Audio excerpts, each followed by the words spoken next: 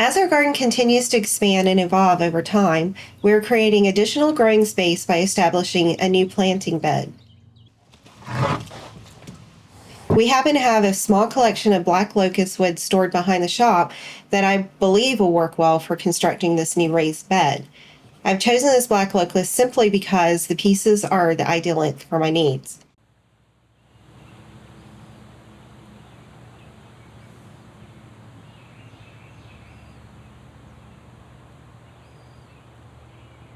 If you happen to have any scrap wood materials lying around that are suitable, I would strongly recommend you to consider incorporating these into your project rather than letting them go to waste.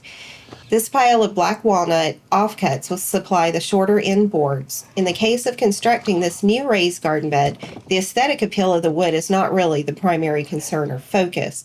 Our main objective here is to build a simple, functional, and practical raised planting bed using whatever materials we have readily available, rather than aiming to create an elaborate, permanent, or ornamental garden structure. The idea is to construct a basic box-style raised bed design that can be assembled quickly and easily without worrying too much about making it look perfect.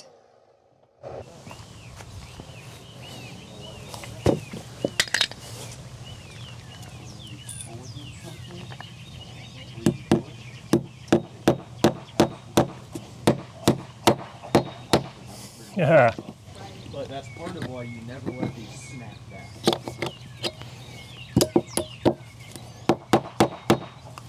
Yep. May want to pre-drill these. Yeah. Oh, is that locust? Yep. Oh, Jesus. Yeah. So I'm just going to go ahead and skip to that stage.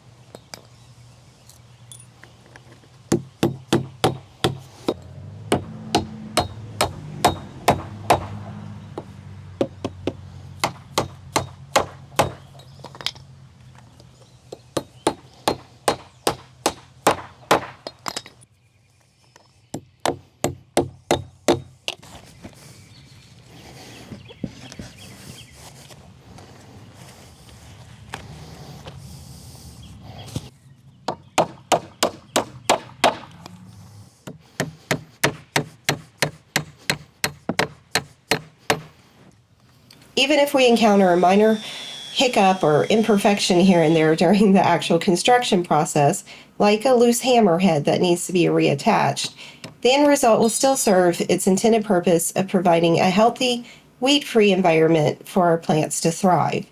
We'll be sure to add a sturdy weed barrier layer as well as plenty of nutrient-rich compost and soil before we begin planting.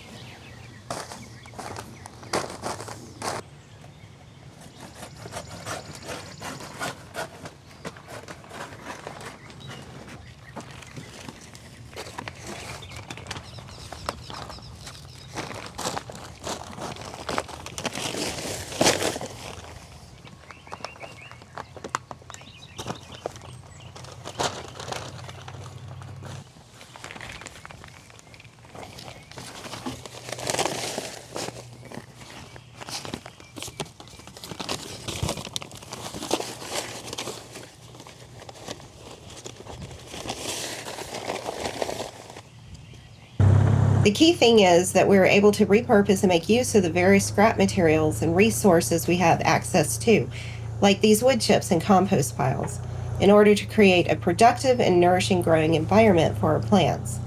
We're not aiming to create a pristine, magazine-worthy garden bed that will remain unchanged for years. Rather, our goal is to build a functional temporary structure that can be easily modified, expanded, or even torn down and rebuilt as our gardening needs and preferences evolve over time.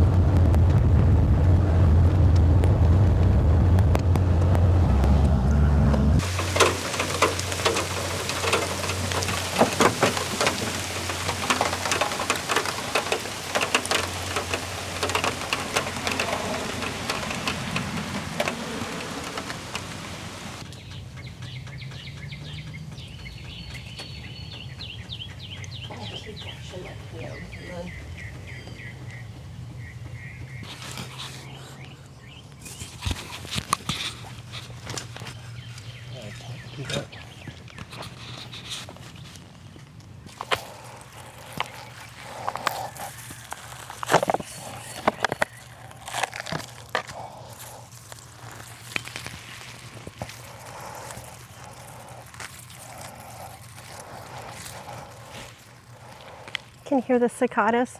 It's the first day that we could hear them here.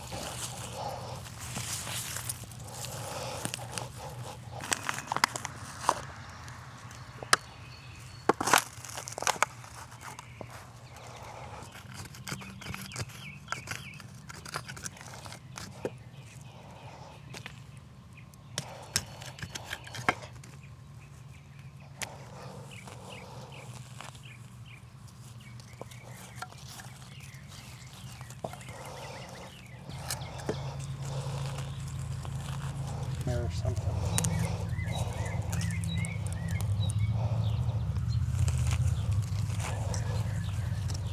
Much of the plant material that goes into our garden, such as the lemongrass and strawberries we'll be adding to this new bed, actually comes from the local Amish farming community. Cape gooseberry or ground cherry. I'm just gonna throw some in.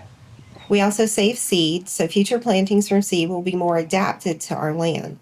It's important to note that we never use any kind of synthetic pesticides, herbicides, or fungicides anywhere in our garden or on our property. We prefer to maintain an all-natural approach to gardening and land management. In the end, the goal is to create a productive, low-maintenance garden bed that will provide us with a bountiful harvest without getting bogged down in trying to achieve perfection. It's all about being flexible, adaptable, and making the most of the resources we have available to us as our gardening journey continues to unfold and evolve over time. I also don't pull very many weeds because I just plant stuff everywhere and I never know what they are until they're usually bearing fruit.